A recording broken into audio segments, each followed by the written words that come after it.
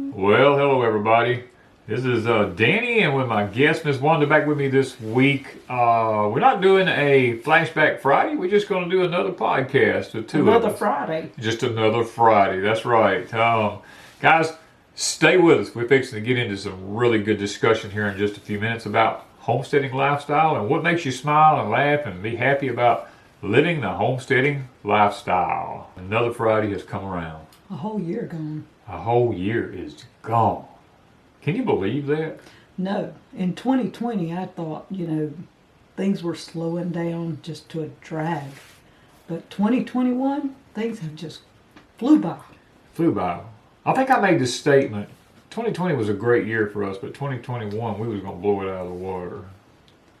I don't even know where the water is. Well, it's gone. But now we have accomplished a lot this year in the homesteading lifestyle. Yes, we have, and I've enjoyed it.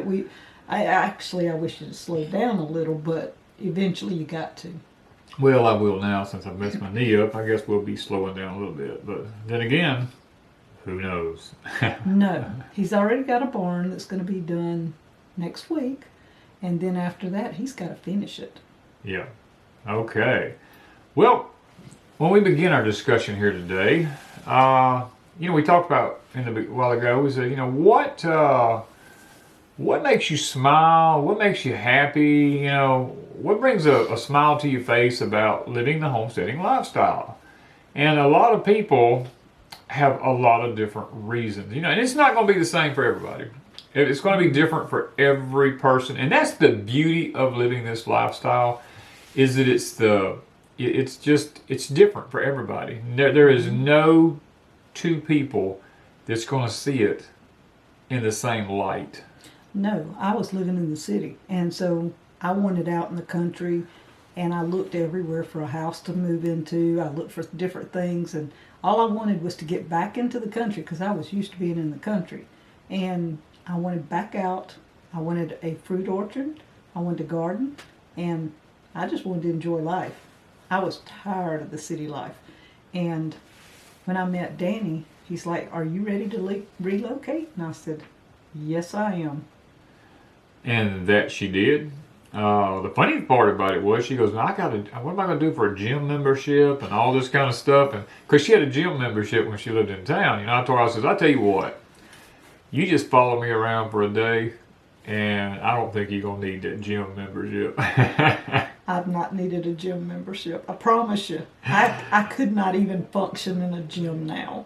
I mean, isn't it amazing? You're probably tireder than you were when you went to the gym. Yeah. Oh, yeah. You actually work out, every muscle of your body gets worked out on a homestead. If you got a true homestead now, I mean, that's what I'm saying. This is not a make-believe place here. This is a real working homestead here. Yes, and we do everything ourselves, so a gym membership is not even I would not even think about a gym membership. First of all, you wouldn't have the time. No. We get up every morning and after breakfast, head out the door, and sometimes that's at 6:30. Yeah, that's 6:30 in the morning. I mean, we've actually shot videos like where you moving the hay and everything. You had to turn the lights on the tractor just to see how to hook equipment up because it was before the daylight. And I think he did that on purpose because most of the time he moves that hay during the day. Yeah, but that morning we had fed the cows, and while they were in the barn, and I knew since you were in the learning stages, I said, while them cows is in the barn, we need to rock and roll, So I had to do it in the dark, and let me tell you what, if I can move a roll of hay in the dark, I do believe I can do it in daylight. Oh, yeah. Yeah, it was good, I mean, we got a lot of, to be honest, we got a lot of criticism on that video, talking about, I thought y'all was so prepared, you don't even know each other's chores. Well, truthfully, Miss Wanda does know the chores. All of them. She knows all of them. I just don't do them. Yeah, and everybody goes, God, Danny, you're so bossy. I don't know how in the world she didn't just tell you off and all this kind of stuff. And well, I'm bossy too. Yeah, well, I'm not going to. Yes, she is. Yeah.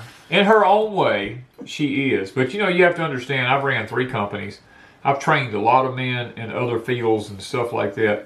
And plus, I've worked with heavy equipment a lot of my life. And loud talking with me is just. He's just loud. I'm just loud because. And he's not yelling at me. He's just telling me. And 2, I was on the tractor. I didn't even hear half of what he said. I know y'all thought he was yelling, but he was yelling. Yeah. But I barely heard him. And so over the tractor noise, and two, he repeated himself because I was not hearing him over the tractor. So he would have to get a little louder, and he knew that. And I don't think people actually know when they're on a homestead how much noise equipment can make, because we have people telling us all the time, turn down the equipment, and we're like, that's what we hear. So I have to monitor it on a video to keep people satisfied in their little world. And, we work each other's, I guess we work together better all the time. And that's what I like about being here on the homestead. I don't have to go to a job. I get up every morning. We can set our own time. We can work at our own pace. We have to feed the animals. They're going to let us know. Candy especially. Oh, yeah. And so we have to feed the animals. But if we wanted to just chill all day long, we could chill. Or if we want to work all day long, we can work. Nobody tells us what we can and can't do. But we have our certain chores we do religiously every day. And cooking and cleaning and all that kind of stuff has to be done. You just can't not do it. Yeah, it's that's on top of all the chores and everything that has to be done. I don't think. One of the things that makes us smile, or you just mentioned it, we don't have to get up and go punch a time clock. Nope. And we're successful at what we do. Even if we didn't have YouTube, and we didn't have it before, right? We got up every morning, we did our chores, we went to the garden, we did our stuff there. We canned when we had stuff to can. Yes. We cooked, we cleaned. We just lived here. We hardly ever left this place for more than 2 years. We did. We had no money to do a whole lot. And so we just sat here and did our thing. And we lived a wonderful life for 2 years. And we started YouTube and gradually worked into editing and putting up videos and things like that. And so that takes up a good bit of time. But we still get all our chores done. Yeah, we still get everything done. Now, granted, I'll be honest, we could do a lot more than what we do if we didn't have to shoot videos. Oh, yeah. People don't realize, I don't think, what's involved in actually shooting a video. When you see a piece of equipment coming down a road and you're sitting here watching it come to you, one of us has had to go ahead of them and set a camera up and catch that scene as somebody coming around.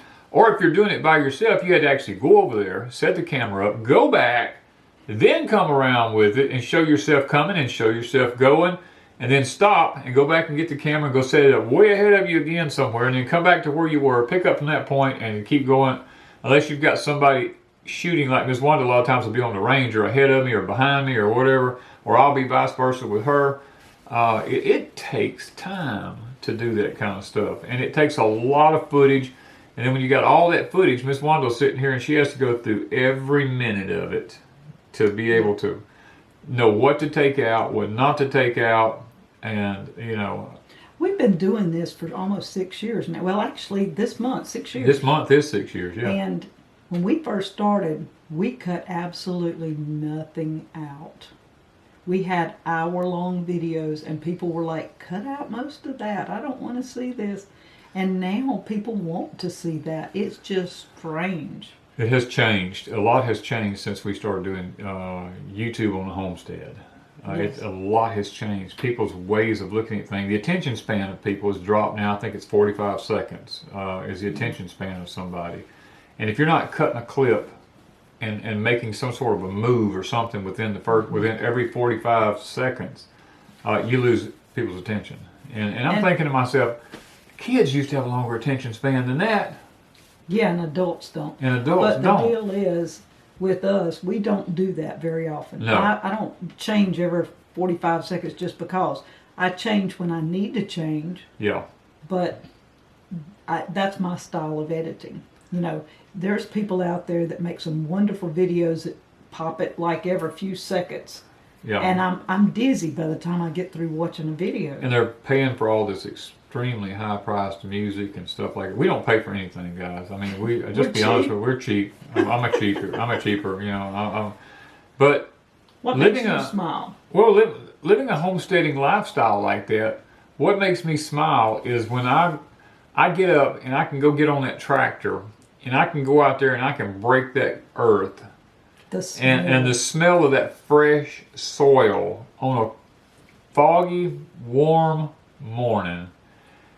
It is amazing to watch that dirt just fluff because it's not too wet, it's not too dry, and you just watching it sit and turn and fluff, and then you can back off and smell the earth. It's like a new spring. And it is. A lot of people don't know what the smell of dirt is exactly. Until you've tilled dirt, I don't think you can smell it with a shovel very well. No. And then the next thing on top of that would be being barefooted in it. Oh, I was always barefooted in the dirt. Yes, in the garden, being barefoot and feel that cool earth between your toes and stuff like that, and you're just going out through there, planting seeds and covering up stuff by hand and all that. That's the way we used to do it. I mean, all the time. All the time, and stuff like that. You just cannot. The only way you can get it is experience it. That's it. We couldn't tell you what dirt smells like. No. Oh, I'm sorry, soil. Soil. Are we supposed to say soil? If we're going to be politically correct, we have to say soil because dirt's dead, soil's alive. Our dirt is alive. Our dirt's alive. You don't believe me? Just look at our crops. I mean, they're alive. And we have worms all in our soil. So, soil, dirt, whatever. Yeah, I mean, it doesn't matter if we're in the greenhouse. It doesn't matter, or high tunnel, should I say, or whether we're in a container, whether we're in the garden, whatever we're doing, and we get, all the time we get criticized, well, y'all are using that commercial fertilizer. It ain't hurt one thing in the world. Them worms are still in that dirt just like they've always been. I have soil samples ran constantly. Our salt content's still like 0.02 or 0.01, It's so minute until it almost don't exist. I cancel out any salt in there with any type of composting I'm putting in there. When I plant, my daddy taught me this. He said, son, when you plant, you got to make sure that you know what amount of nutritional value you're putting to that plant, because today the soil is depleted of everything. I mean, our forefathers depleted our soil of everything. And then there's been so much logging and stuff going on.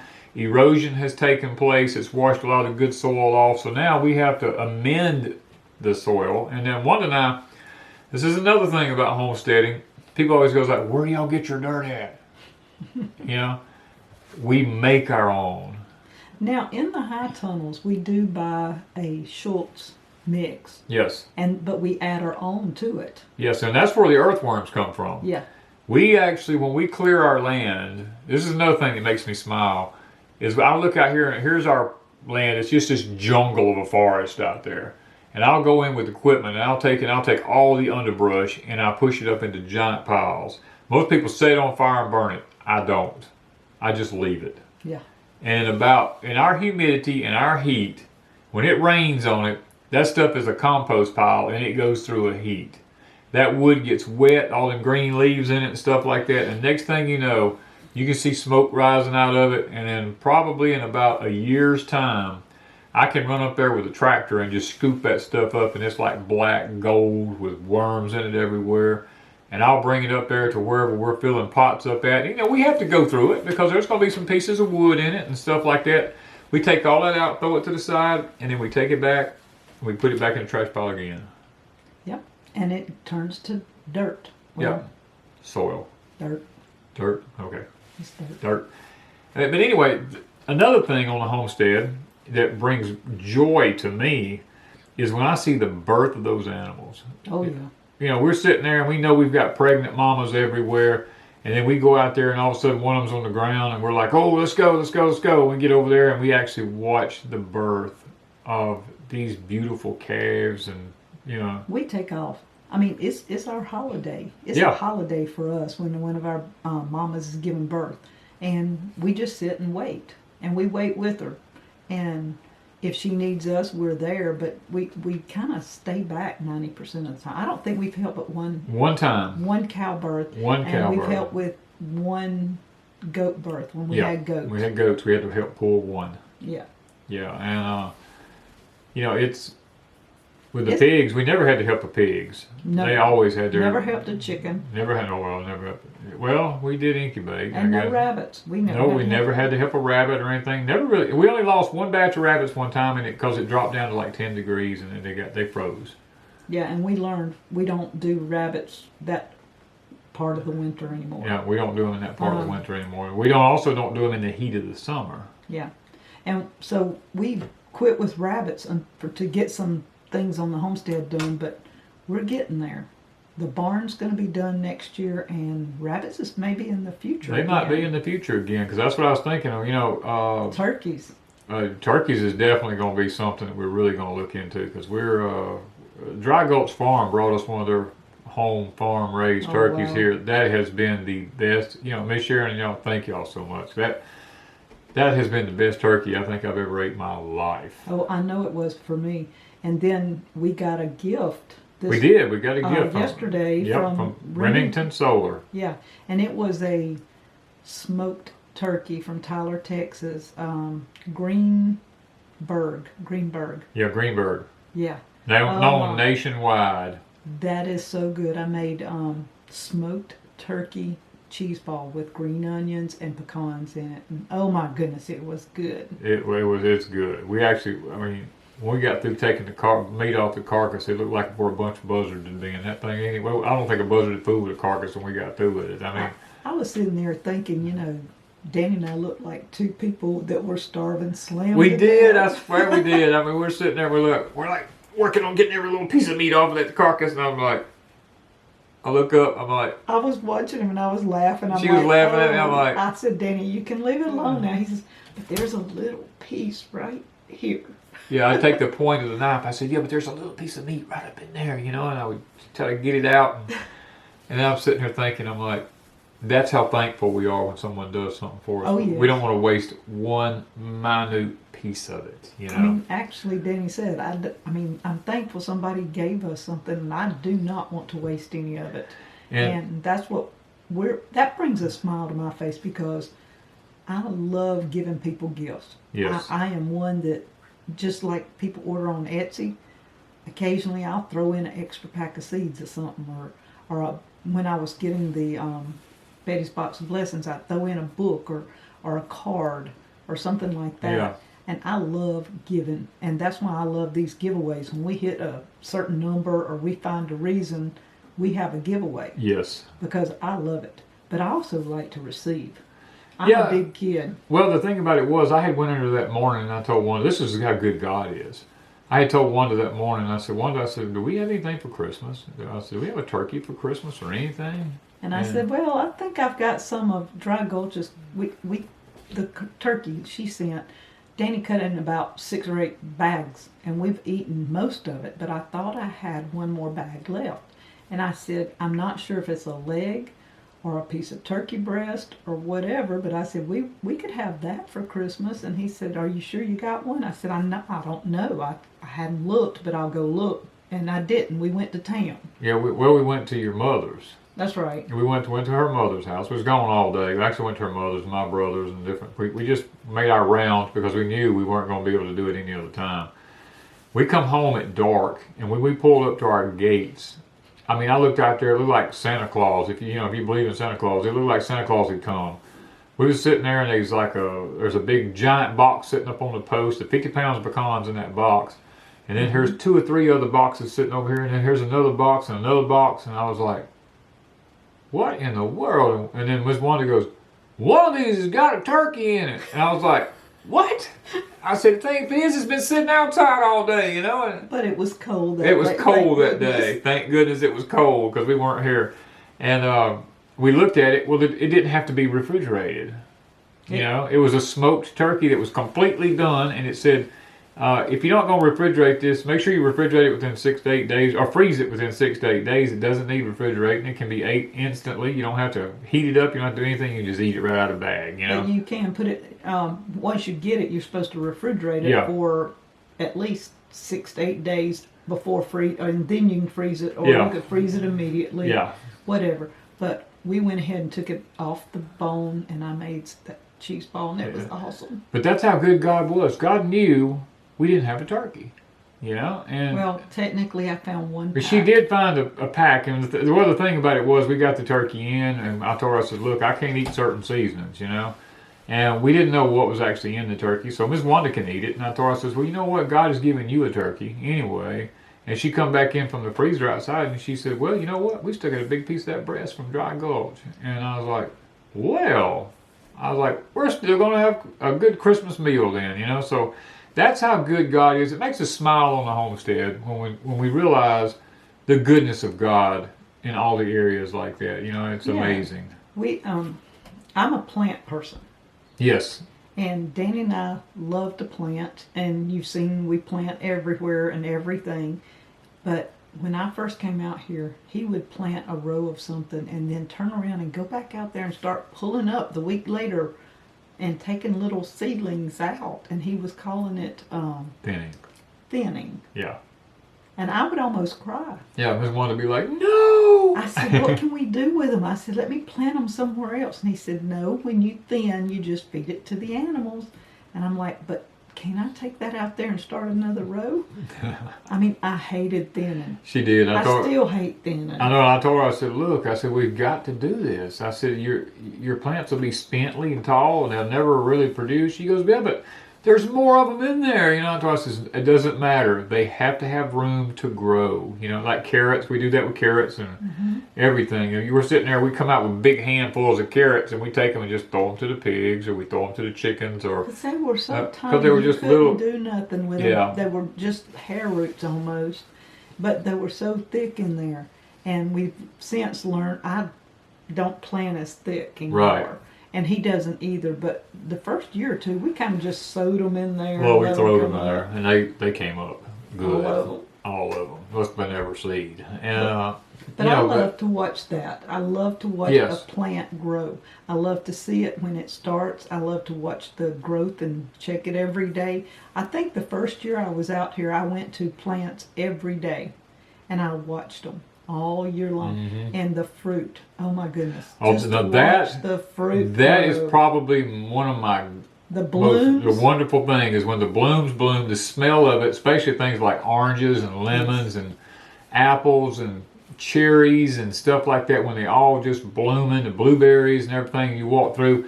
And on the farm here, we do a lot of permaculture, and there's just this aroma.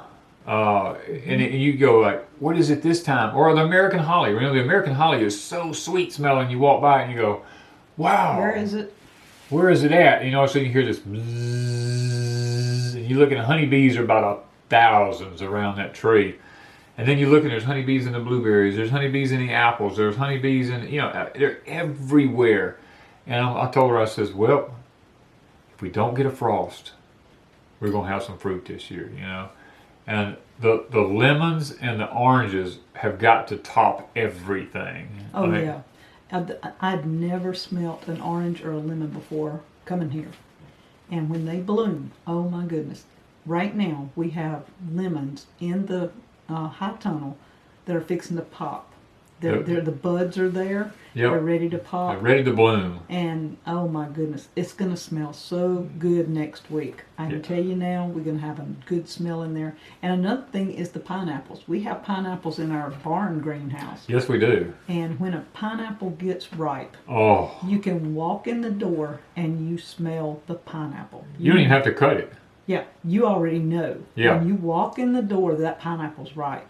Yeah. And then once you do cut it, there's nothing I can compares. just sit there and smell of it forever. And forever. I mean, the ones you buy in the store are picked green and they have to ripen, so they don't ever really smell like they don't really. I mean, they have a little bit of a pineapple smell, but when you let it ripen on the bush and then you bring it in and you cut it, your whole house smells like pineapples. And we're the same thing with peaches. If you actually, we had a tree here that actually I grew this tree from just a seed. I thought I didn't know if it was ever going to do anything or not, but that thing ended up being a beautiful cling-free peach.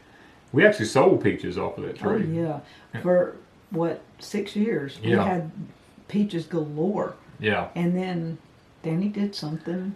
I done something that I had never done. I told her, I said, you know what? I said, I am going to fertilize that tree, and I'm going to do it organically. I went out to the barn out there, and man, I scooped up manure from where the goats had been, because it was goats at that time. I scooped up all this manure, man. I brought it back and I scattered it all around the tree and everything like that. And man, springtime come, that thing went to popping. I mean, the blooms come on it everywhere, and the little green leaves started popping out everywhere, and all of a sudden they just started wilting back, just gradually wilting back, and then all of a sudden the tree just died. And we didn't know what happened. We had no clue. I told her, I said, what happened? I said, that tree's been here. I mean, that peach tree had a trunk this big around. It was huge. I could climb up in it. Yeah. Way up in the top of it to pick peaches. Now it was so big. And it just died. And it just died, and we had no clue. Our garden that year, we had dumped like 10 tractor bucket loads of goat manure and all in the garden up there, and disced it all in. And all of our, we thought the rabbits was eating all of our stuff off because it would just be like beautiful one day and then it was gone the next. And I told her, I said, well, the rabbits is eating everything up there, you know. And you remember our beans, our English peas and our rattlesnake beans looked funky. They look weird. The vines and the leaves looked awful. And I told him, I said, what in the world is going on? They made. Yeah, they made some. Make like they should have, and they looked horrible. Yep. This was the weirdest looking stuff I've ever seen. And we didn't know. But the next year you figured it out. I figured it out the next year because we built the high tunnels. And when we built the high tunnels, we put the raised beds in and everything. And on one side of it there for about a 10-foot section, I told her, I said, let's just experiment with some of this good old manure in here. And man, we brought that stuff in there about... This time it was cow manure. This time it was cow manure. I brought in several 5-gallon bucketfuls of cow manure and just dumped it in there out of the stalls. And we put the dirt that we had from our farm here on there and everything. And we planted some tomatoes. They were awesome. The tomato plants look like something on steroids. I mean, they grew so fast and so tall. I think they were 6 feet tall. They were 6 feet tall, and like the stalks were over an inch in diameter. They're like trees. Mm-hmm. And the tomatoes just started coming on them like crazy. Hanging in tags. Big tags of tomatoes hanging on them. And then all of a sudden, the leaves just started curling. They started curling. And then gradually the plant just started dying and wilting down. And I'm like, what? And then we had 2 potted plants out in front of our house out here on the concrete, right by our doors. We'd put 2 tomato plants, one in each one of them, because I said, when I come up to the door, I want a cherry tomato plant on each side of my, sidewalk coming up here. Well, one of them took off and was flourishing, and we had tied it up into the crepe myrtle tree there. Remember, we had it tied up in the crepe myrtle. And the other one was sitting there, and it got up to about 4 feet tall and had big old beautiful plant with little tomatoes all over it, and then it just died in one day. And our tree out front did the same thing. And our maple tree did the same exact thing. And it was all the year. Danny decided to be really smart and organic and use all of the manure from the goats and then the cows. And I told her, I said, something's wrong here. Something's wrong. We got to figure this thing out. And I don't even remember how I actually figured it out. You took the leaves and went to the computer. Oh, I did. I did. Looking at all the leaves. Yeah, if they curled in one direction, it meant a moisture issue, and if they curled in the other direction, it meant that there was a chemical or pesticide drift, it called it, had gotten over on them. And I said, nobody sprays out here. I said, because nobody gardens out here. We live in a no man's land. Nobody gardens in the high tunnel but us. And I was like, wait a minute. And that's when you went to look, and he found different articles about Grazon and how it was sprayed on the hay, and then the animals ate the hay, and it didn't bother the animals. It doesn't bother them at all. It just supposedly passes through them. But it passes through into their manure, and when you use their manure in your gardens, it kills your plants. They'll look like they're on steroids for a while, because the manure helps. The manure helps just boost them, but then Grazon has a chemical blockchain type deal where they just start building on blocks, and it actually, the plant outgrows itself and it dies. And I was like, no. So when I went back to where we bought the hay from, I asked the guy, I said, the guy you get your hay from, I said, do they spray it with anything like Grazon or something? Or he goes, yeah. He said, everybody sprays their hay. I was like, what? He said, yeah, Danny. He said, everybody sprays their hay. So Grazon, Remedy, 2,4-D. He said, you can't sell hay if it's not sprayed. And I'm like, well, why don't y'all tell people this? And Everybody but the gardeners. everybody but the gardener. I said, I've got my whole place now. I've done dumped it all in my gardens up there. And I'm like, I said, my gardens are all toxic now. I said, half of one of my beds in my high tunnel is toxic, all this kind of stuff. And he goes, well, he said, you don't use animal manure, that's for sure. He said, everybody knows that. And I'm like, well, I didn't know it, So we never thought about somebody spraying the hay and it passing through. And then we thought about all the people who get grass-fed beef. I'm like, I asked him, I said, these people get the grass-fed beef. I said, y'all spread on the fields for them cows? He said, yeah. I'm like, so they're eating toxic meat. And he goes, he said, it passes through. It passes through them. So I went to the company who makes the stuff, and I looked on their website. They have disclaimers about everything. And I actually showed a picture of their copy on one of the videos that we did. I actually showed a picture of it. About 4 years ago. About 4 years ago, from their website. About 3 years ago. It probably was. But then I was like, okay, what do you do to get this mess out of your soil? Because I've done poison to all my gardens. And then I killed my fruit trees. And I was like, okay, so then I got to looking, and it says that you can plant monocots, which is grass or corn or something like that. It'll pull all the toxins out of the soil within a 2 to 3 year period. And I was like, man, this 2 to 3 years. Mm-hmm. I was like, the high tunnel wasn't a big deal, because the high tunnel, I just went there and dug all the dirt back out of it. Yep. I took all the dirt out of the high tunnel. I took it off over in the woods, and I just throwed it out in the woods over there. I was like, I just leave it in the woods over here. And then I went and got new soil, put it back in the high tunnel. We redone the high tunnel. It's been fine ever since then. Oh yeah, that's what makes us smile. We love our high tunnels. We love our high tunnels. I mean, they're like, it's like the Garden of Eden in there. I mean, it's like, who was it? When Cuz Strickland came here, he was like, this is like the planet of the apes. When you come in here, he was looking at our blackberries. Our blackberries were like as bigger than 25-cent pieces and like 3 inches long and just hanging in tags. And he goes, oh my God. He said, this is like the planet of the apes, And I thought, we just died laughing. But right now, I have English peas that are fixing to bloom. I have tomatoes blooming. I have cotton. This is December the 24th. And I have cotton blooming. And it's already got big bowls on it. And it's pretty nice. And you got tomatoes blooming. Tomatoes are blooming. The English peas are English peas are blooming. We've got strawberries starting to bloom. Mm-hmm. We have bananas hanging in tags in our high tunnel. We're still picking peppers. I mean, we have collards. We have we sent our fruit trees into dormancy. But we got a lemon tree blooming. We got lemons that are blooming. We just got through picking the key limes, and we still have some kumquats on the trees. Yes, I ate 2 kumquats today. Yes, and I mean, what makes us happy and smile on our homestead is those high tunnels, because they make it possible to grow 365 days out of a year. Oh yeah, we've been growing for this is the 2nd year. Yeah. Growing all year long and having something to eat every day out of the high tunnel if we want it. That makes us smile. Now, we can't make it grow. We can plant it. We can plant it, care for it. We can care for it. But who makes it grow? God does all the rest. It's all up to God. He gives the increase. We just do the work. And we've been criticized so much about our high tunnels. People go, yeah, but we can't afford to do that kind of stuff. Well, let me ask you something. I've never been an advocate of I can't afford to do this. Now, I was guilty of it for several years, but I finally got out of that stage. And the thing that gets me, we go and we'll spend $20,000-$30,000 on a vehicle. Mm-hmm. And that vehicle will last, 4 years maybe, 5? Most people are changing 2 to 3. Every 2 to 3 years, because they put so many miles on them, they change. And they're never out from under a car note, No.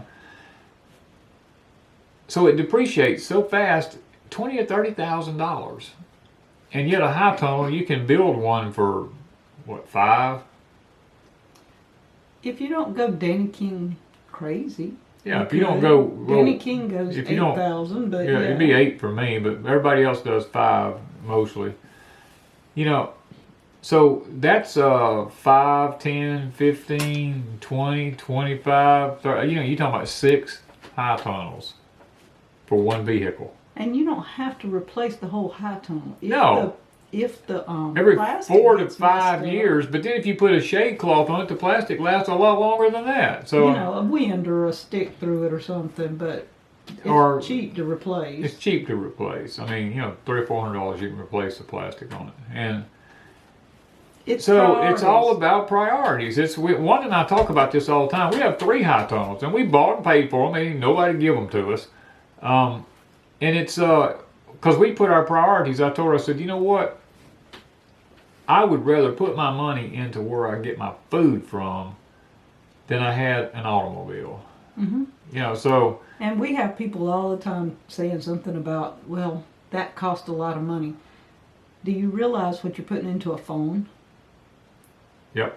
A phone costs a The lot of money. average phone now, And people say they have to have them.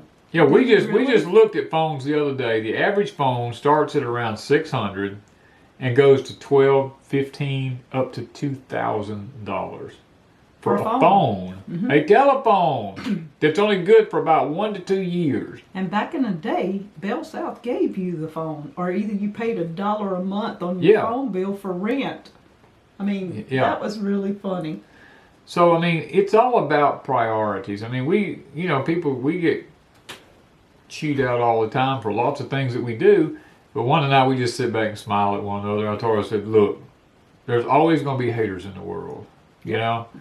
And I said, look, don't worry about it because we're taking care of ourselves, and it brings joy to us to be able to go out and do these things. Now, we don't go out to eat.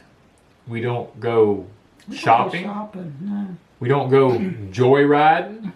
Vacations. One thing that made us laugh the other day, we was sitting in town, we was putting some fuel in our vehicle there, and I looked at Wanda, I said, how much have we spent this month on fuel? And she said, I think $40 this month. I was like, what? We spent $40? And she said, I think it's about $40 is what we spent this month on fuel. And that's only because we use his truck a lot. If we use my car, it wouldn't even be It wouldn't that. even be that much. His truck is... I got a big quad cab Yeah. 4-wheel drive. I mean, that thing, it's got the big, huge engine and all in it. It uses a little bit more fuel. But if we just done nothing but went around in your little car, oh my word, we wouldn't. less than $20 a month because right now we run to town and back and that's it. That's it. You know, we don't make a lot of trips. We went to my mom's and this first time in about 6 or 7 months. 6 or 7 months, we even went out of town. Yeah. And we made let's put it this way, we made over a 15-mile trip. Yeah. That's the beauty and the joy of homesteading for us, because we love our homestead, and that's one thing that we laugh about this occasionally. We people spend $200,000 and $300,000 for a home, and they cannot wait to leave it to go on a vacation and go somewhere else. And I said, we don't want to go nowhere else. I mean, this is our vacation. We call it our staycation. It's not a vacation for us, it's We a go to the staycation. cabin. We go to the cabin on the back of the property back here. Everybody's like, why would you build a cabin on your own property? Why not? Because we love it here. That's why. It brings joy. It brings happiness. And I'll tell you how it is. When we get through doing this podcast, it is fixing to be 8 o'clock at night. Okay? Mm-hmm. If I wanted to, I could look at Wanda and I could say, baby, let's put some stuff in the ice chest and let's head to the cabin. Mm-hmm. In 5 minutes, We're there. we're there. And we're inside it. And we don't have to drive for hours. Right. And the deal is the house is turned into our workshop, more or less. It is. It's where we cook, where we clean. It's where we can. Danny's shop is where he works most of the time. Yep. And I sit here and I edit. And if we are here in this house, we will be on the internet. We will be editing. We will be answering YouTube. We will be answering emails. Working on Etsy. I mean, we work daylight till dark when we're here in this house. Yeah. But when we say enough's enough, we go to the cabin. Yeah. There are no phones. Nope. There are no internet. Nope. There's nothing. No Nothing. TVs. No, nothing. Nothing's making a noise over there. And Nothing. we just sit there and enjoy it.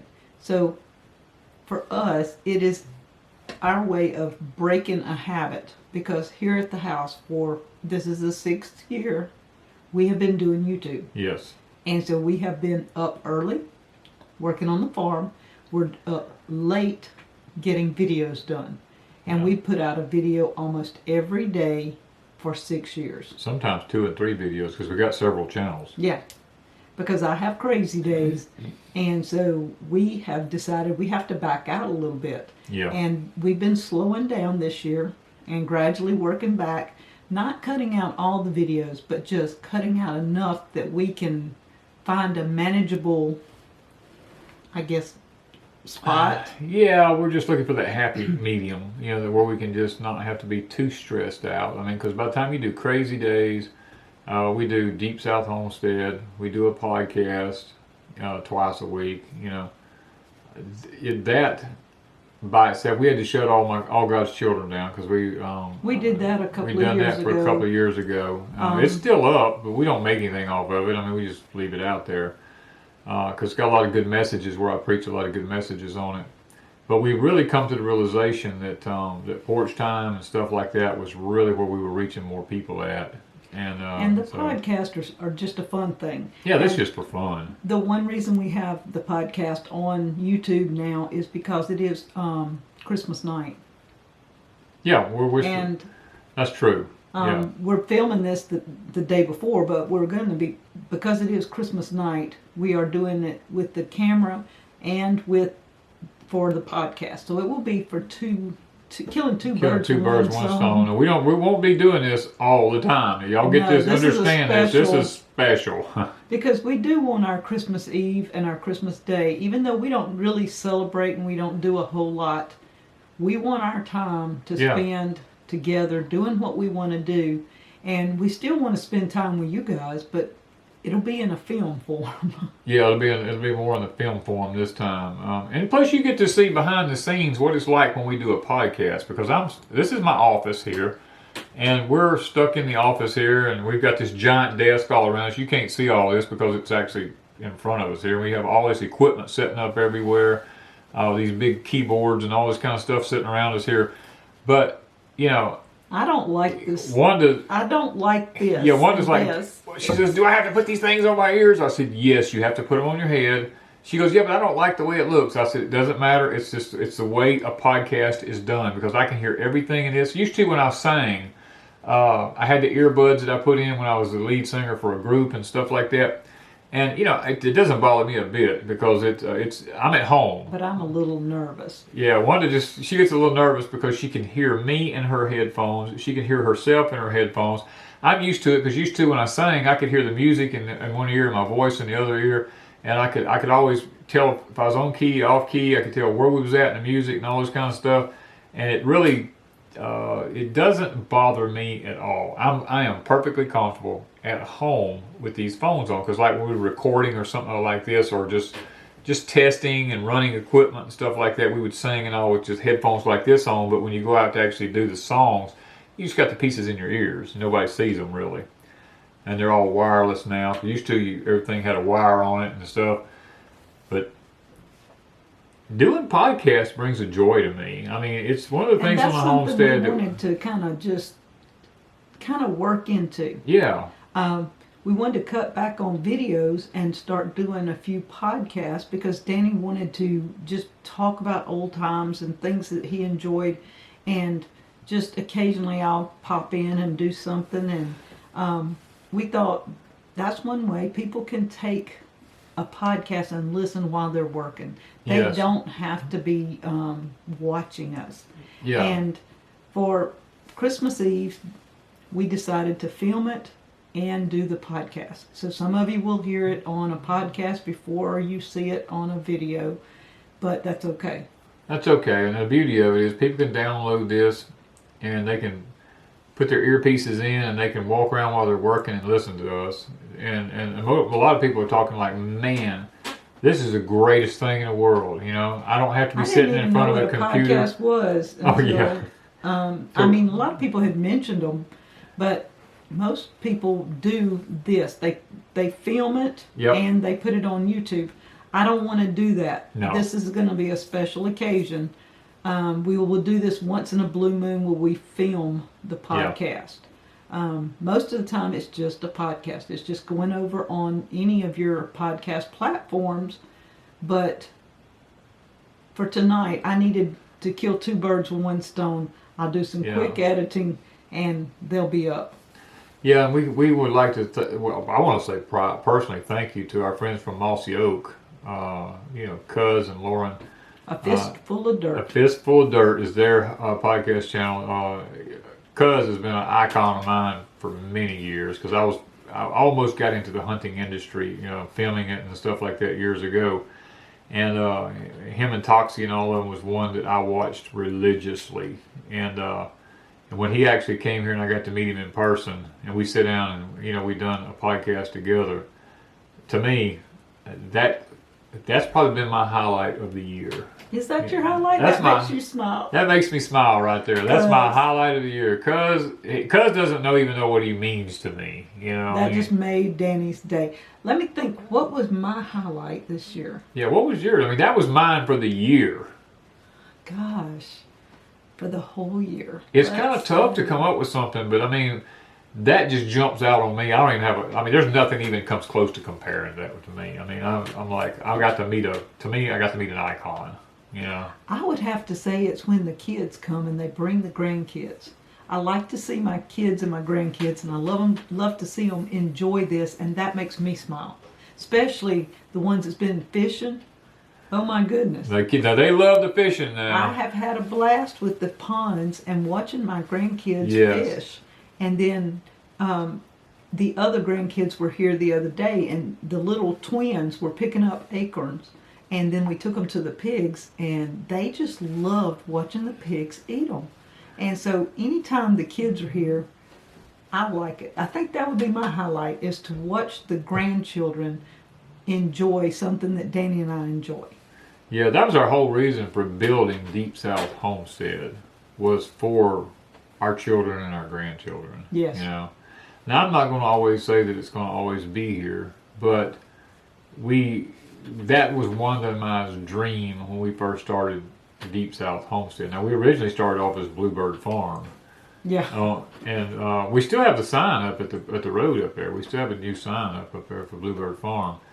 But we have the big sign right here at our double gates where you come in the driveway at, the Deep South Homestead sign. But that is our... that was our goal. That was our goal, really, yeah. And I do believe that in 6 years, we have really come a long way. Yeah. We've enjoyed the journey. We hope to make it into 2022 and have a barn and then start chilling even more. Yeah. And it looks like God's telling Danny to slow down because he's maybe facing surgery next year. Yeah. And so a lot of changes. A lot of changes. Every year we say that. And every year there are a lot of changes. But we enjoy the journey. If you live on a homestead, there's a lot of things going to make you smile. A lot. Lots. There's a lot of things that will bring you down if you let it. Yeah. But that's life. That's just life. And I think you and I, overall, have enjoyed the journey. Whatever turn it takes next year, it takes it. But we've enjoyed the past few years so to this far. point, we've enjoyed it. Things like, the cabin's been one of our greatest accomplishments here at Deep South Homestead. We could sit on the porch of the cabin, and I'll call in 4 or 5 owls, and we'll sit there on the porch, and Wanda's just going like wacko. She's going like, I can't believe these owls are all around us right here. They're all just like, whoa, whoa, whoa, whoa. They're all over us everywhere. And then we get the she shed built, and we built the little patio on the back, and I get a couple of nice rockers, and we sit there, and I do believe we're enjoying that a lot too. Well, and the thing about it is, the baby owl that came up. They were logging here, not near, pretty close to us, and then all of a sudden we have a barred owl. All of a sudden, just shows up at our backyard, and he stays right with us everywhere we went for about a week or two. It's about a week. Yeah, every time we turned around, there he was. He was right with us. If I got on the Ranger and drove, he flew right beside me on the Ranger. If we sat on the porch at the she shed, he would come sit on the tree limbs right up there by us, and I would try to hoot at him, and he'd be like, you know, it was so funny. He was trying to hoot. He was just a little owl. But he was always out during the daylight hours. I told Wanda, I said, this is strange. I said, owls usually hunt at night. But we watched him. He was catching lizards and grasshoppers and all kinds of stuff. I was happy. I mean, I was like, catch all them insects and bugs out there, you know. And he was just eating away. And he would sit on top of the chicken pen and watch the chickens. And he'd drop down on the ground right beside them, and he'd just sit there as a little fella, and he would just look at them. And the roosters and the hens would look at him. And wasn't scared. None of them was scared of each other, and they were just sitting there looking at each other. And then he'd fly off and go up in a tree somewhere. And then the day came, I went out there, and he was gone. He went back to the woods. He went back to the wild, and he's never come back. He may come back, but it might at night. Now, yeah. He might come back at night, but during the day, he doesn't come back anymore. I think he finally grew up. Because I hooted at him one day out there. I was sitting there, I was like, whoa, whoa, whoa, whoa. And all of a sudden, he looked back at me. He turned his head. They can turn their head like 360 degrees on their body, you know. And he turned around because he was facing the other direction. He turned around. He looked all the way around at me, and he goes, oh. And he had learned. And I was like, yes, he learned. And he flew away, and I've never seen him again. Yep. So that's what makes us smile. Watching butterflies. Watching birds. We can have up to 100 butterflies at a time. The birds. The birds are amazing. That's one of the first things that Permaculture, Billy and him said when they got here. He said, when he stepped out of the car, he goes, oh my gosh. He said, this is like Eden. He said, all the birds you hear everywhere, you know? Well, most people don't notice it because at their own house because they don't have as many varieties as we do. We have birds galore.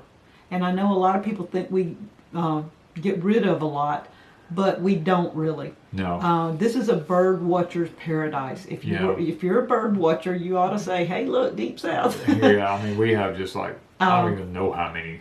The pretty woodpeckers. The Indian hens. Yeah. Yeah. And things are gorgeous. Yeah. And we get to see them on occasion. It's not here all the time, but every maybe year or two, you get to see one. And then there's cardinals, and there's bluebirds, blue jays, little chickadees, and grass birds we call doves. I mean, pigeons. You name it, pigeons. I mean, it doesn't matter. Whatever variety of bird, robins are hopping on. Oh yeah, robins right now. They're everywhere on the ground, and little woodpeckers of all varieties, sapsuckers. You know, it doesn't matter. They're all in the trees everywhere, and we sit back, especially when we're sitting on the pier at the pond, sitting in the swing, just sitting there, all watching fish splashing. That's another big thing. It gives us. It makes us smile. Yeah. We're sitting there watching those bass run up into the shallow water, and just all of a sudden they just tear up everything, and then they're gone. And we stopped the Ranger today, and I go look, and there was about a foot long. Yeah, about a foot, maybe a little bit longer bass, just sitting there at the edge of the shoreline, just sitting there in the water watching us. And a little fish was swimming along way over from him. I was like, little fish, you better run. I said, you better get out of here. I said, he's fixing to swallow you. But we love this kind of stuff. And this brings us happiness and a smile on our homestead. Or when we're feeding the catfish, you know. Oh.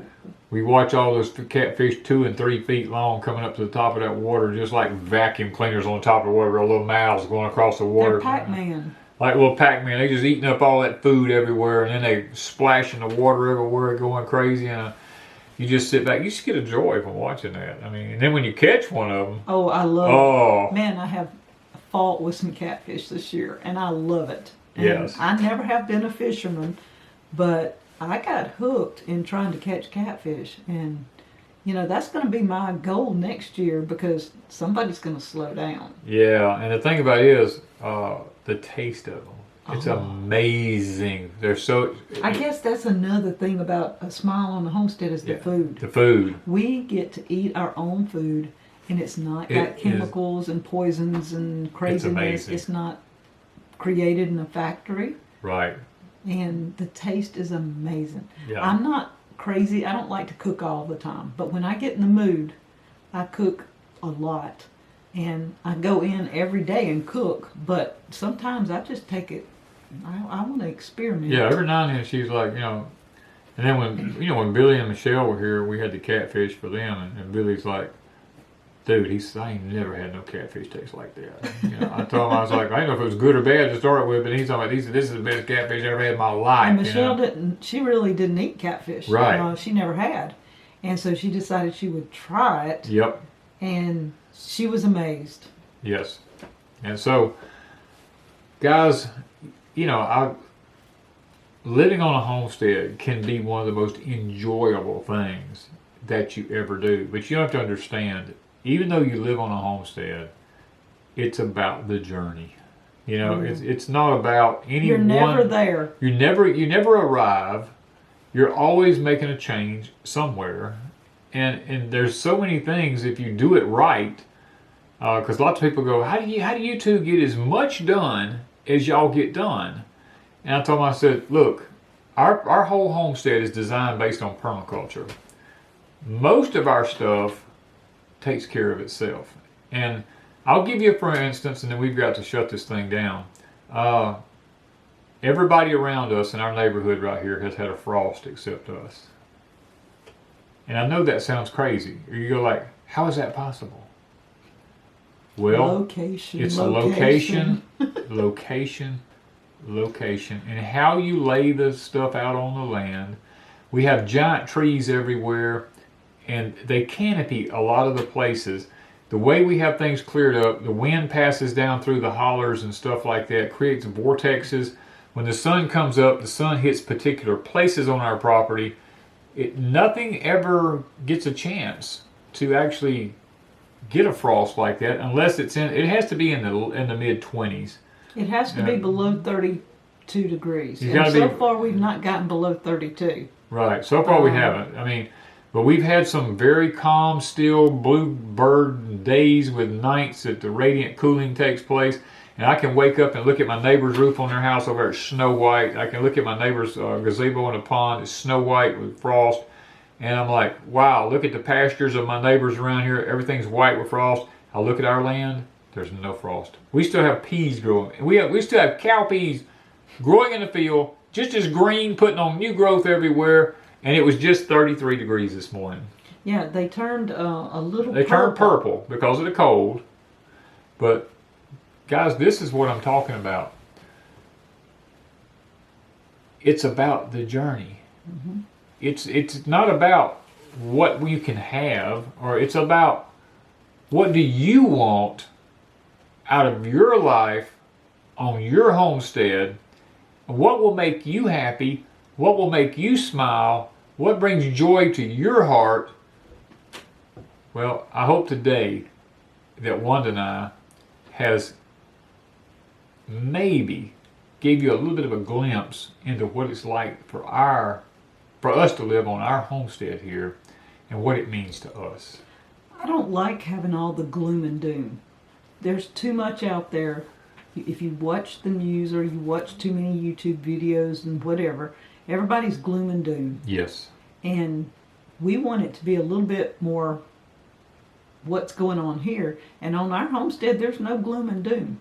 No. Very seldom. Very Danny's seldom. knee's about the biggest That's the biggest gloom and doom we've got right now is my knee. And I'm not going to promote that on YouTube as a big video. I mean, I could have put your knee up and we could have made all kind of videos about that, but we didn't do it. But no, that's the biggest deal we've had, gloom and doom right now.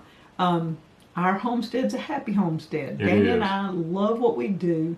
We don't fight and argue. We work together on everything. And sometimes I have to look at him and go, you just got to go do stuff yourself. I got stuff to do. I mean, I needed to pay bills today. And I needed to be working on stuff. And I still got videos to edit. And he says, can you come help me on the trailer? Because his leg was bothering him. Yeah. Yeah, so she had to help me hold some things on the trailer and stuff like that. And I was like, can you just help me just a little bit? And I said, that's all I need. If you can just help me get it started and get it held in place, I can do the rest, And she did, and I did. And, that's what it's like, guys. It's just working together. It's teamwork. Now, if you're unequally yoked and your spouse don't like what you do and you don't like what your spouse does, you're going to have problems. It don't matter what you do. It don't matter if you're on a homestead. It don't matter if you're in town. It don't matter what you're doing. You can't even have a conversation and it be a good thing. And Wanda and I have both come from those situations. So we understand completely. But we made a vow with one another when we got married that we would agree to disagree on everything. And that was a problem. Any problems that arose, we don't look at it like it's a big deal. No. So far, we've been married 8 years. almost 9. Fixing to be 9, yeah. And we've found very little that has created any issues in our life. Right. And for the most part, we just talk it out. We do. And, I'll look at him sometimes. I told him the other day, I said, I don't know why you love this woman, because I can be difficult, I can be bossy, and I don't mean to be, but I was the oldest, plus I was a mama, plus I was an office manager. And all that meant I was a little bossy. And so when I look at him, I'm going, Danny, you need to do this. Danny, you need to do that. And then I'll turn around and go, look, do what you want to do. You don't have to do it because I said it. But it is, this needs doing, this needs doing, but do it in your own time. And if I can be that way, he's that way with me. He walks in and he goes, so-and-so needs doing. And I'm like, yeah, I know. I get it. And he'll walk up. He don't, just rub it in. No. And then if I forget about it, he'll come back through and he says, hey, did you ever do so-and-so? And I'm like, oh, no, wait, I'll go do it right now. So it's kind of a reminder. It's not that we hound each other, but we work well in those aspects on reminding each other and things, and then leaving it alone. Yeah, we don't just keep hounding about something. No. If something don't get done, I look at it and I go, you know what? It'll get done tomorrow. Always tomorrow. And if we're not here and something happens, somebody else will do it. That's our theory, And so guys, I enjoyed being with y'all tonight. Yes, I have too. I love doing podcasts. That's one thing we started doing this, and thank you, cousin Lauren, again. But I didn't think I'd like it, but it's okay. It's okay. It's okay. It's really good. It puts me back in my element because I was a public speaker for a while, and I was a singer for a while. All these kind of things. I'm used to being in front of a lot of people, doing a lot of things, and as I kind of backed out of society and kind of disappeared, to be honest with you. Those parts of me were always crying out, like I missed it. But now that I'm able to do the podcast, I feel like I'm back in my element again. And YouTube was okay, but he likes the podcast. I love the podcast. So guys, I love it. I told her, I said, I'm almost to a point. I told her, I said, I may come in here one day and experiment with just singing with this equipment again, just to see what happens. I don't know. We'll see how that goes. We'll see how it goes. But anyway, guys, we love y'all. We appreciate you. Thank you for staying with us for another podcast because it means the world to us. We're up to, I don't forget how many downloads we're up to now. We're like 25,000. 25,000. To me, that's a lot. Months. That's good for 3 months. For 3 months, I think that's pretty good, So, thank you. That's all I can say is thank you, thank you, thank you. And guys, have a blessed and very Merry Christmas and a Happy New Year as we move into 2022. Thank you guys from Deep South Homestead. Well guys, thank you once again for joining me and Ms. Wanda for another podcast. I know it wasn't a typical Flashback Friday, but this week we thought we'd let you into a little bit of our life here at Deep South Homestead and what we do to bring a smile on each other's face and joy to our hearts. So guys, thank y'all.